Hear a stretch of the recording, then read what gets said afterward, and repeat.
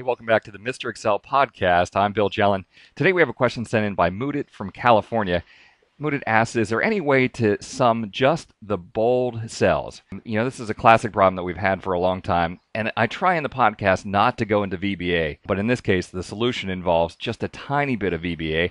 I actually went out to Google and I searched for sum bold, that's one word, space UDF.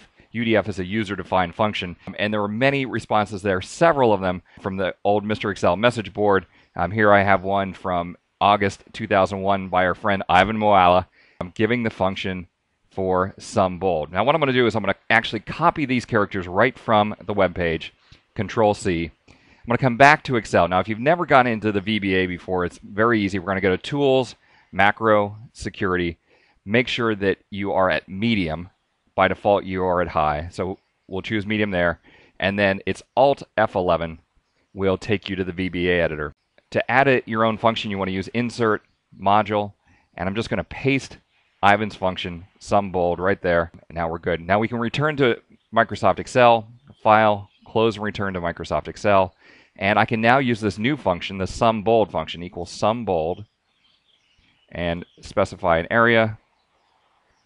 And you'll see that it is totaled up just the bold cells with 586. Now, one interesting thing with a user-defined function is that it only gets calculated when some numeric change happens in the spreadsheet. Using bold or turning off bold is not a numeric change. So if I would actually bold a few more cells, Control B, and unbold this cell, in order to get the total to update, I have to hit the recalculate button, that's F9, or if I just naturally enter a number somewhere else in the spreadsheet will recalculate. So that's kind of a caution to watch out for as you bold and unbold cells. That user-defined function will not automatically update.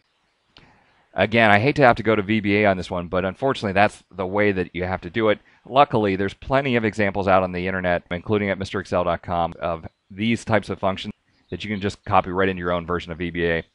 One more note is this sum bold function, because I inserted it in the current workbook, is only available in this workbook.